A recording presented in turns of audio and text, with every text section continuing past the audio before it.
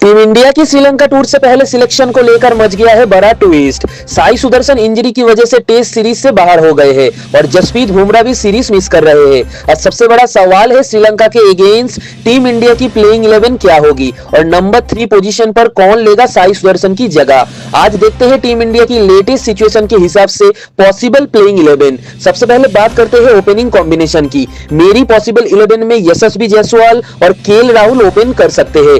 यशस्वी जायसवाल का aggressive batting style Sri Lanka के against India को फास्ट स्टार्ट दे सकता है।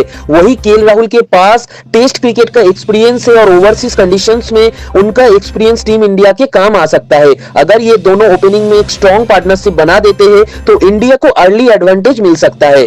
अब आते हैं सबसे इंपॉर्टेंट पोजीशन पर, नंबर 3। साई सुदर्शन के बाहर होने के बाद सबकी नजर अब देवदूत पाडिक्कल पर है और पाडिक्कल ने वार्म अप मैच में एग्जैक्टली वही किया जो एक प्लेयर सिलेक्शन के लिए करना चाहता है। उन्होंने श्रीलंका क्रिकेट 11 के अगेंस्ट अनबीटन 142 रन की शानदार इनिंग्स खेली। इस परफॉर्मेंस के बाद पाडिक्कल का कॉन्फिडेंस भी हाई होगा और टीम मैनेजमेंट को भी एक स्ट्रॉन्ग ऑप्शन मिल गया है। इसलिए मेरी पॉसिबल 11 में नंबर 3 पर देवदूत पाडिक्कल, ये उनके लिए एक मैसिव अपॉर्चुनिटी हो सकती है।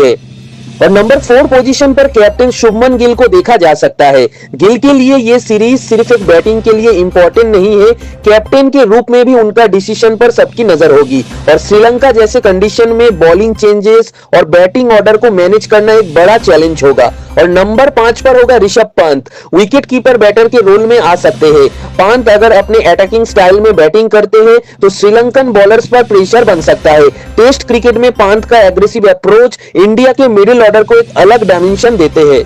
अब बात करते हैं ऑलराउंडर्स की। यहाँ सबसे इंपॉर्टेंट नाम है रविंद्र जडेजा। जडेजा बैटिंग के साथ लेफ्ट आर्म स्पिन बॉलिंग भी प्रोवाइड करते हैं। श्रीलंका की कंडीशन में उनका रोल काफी इंपॉर्टेंट हो सकता है। उनके साथ वाशिंगटन सुंदर भी इंडिया को बैटिंग और स्पिन बॉलिंग में बैलेंस दे सकते हैं। और यहाँ पर टीम मैनेजमेंट के पास एक इंटरेस्टिंग डिसीजन होगा, इंडिया 2 स्पिनर्स के साथ जाएगा या कंडीशंस को देखकर थर्ड स्पिनर को भी प्लेइंग 11 में इंक्लूड करेगा। अश्विन के रिटायरमेंट के बाद इंडिया का टेस्ट स्पिन डिपार्टमेंट ऑब्वियसली एक नए फेज में है, इसलिए कुलदीप यादव भी प्लेइंग 11 के स्ट्रॉन्ग कंसीडरेशन में है।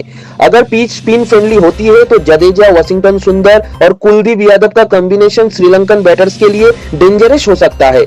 अब सबसे इंपॉर्टेंट चैलेंज है पेस बॉलिंग। जसप्रीत बुमराह की एब्सेंस में इंडिया के पेस अटैक की रिस्पांसिबिलिटी मोहम्मद सिराज पर काफी हद तक आ सकती है। उनके साथ प्रसिद्ध कृष्णा को भी अपॉर्चुनिटी मिल सकती है और स्क्वाड में अकीब नबी जैसे प्लेयर को भी फर्स्ट टेस्ट कैप मिलने का चांस हो सकता है। यानी बुमराह की एब्सेंस के बाद इंडिया को पेस डिपार्टमेंट में एक नया कॉम्बिनेशन बनाना पड़ेगा।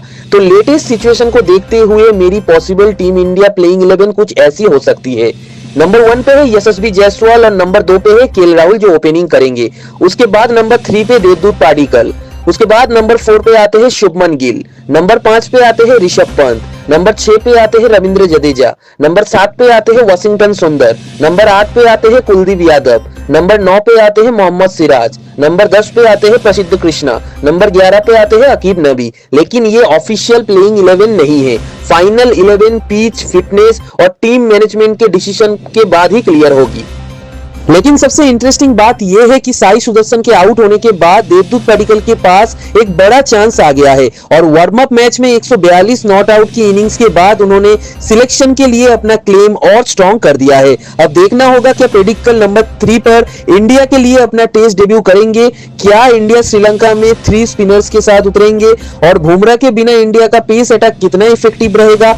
आपको क्या लगता है कमेंट में अपनी प्लेइंग 11 जरूर बताओ और ऐसे ही latest cricket news, team India updates और प्लेइंग 11 एनालाइज के लिए Oasis को सब्सक्राइब करो।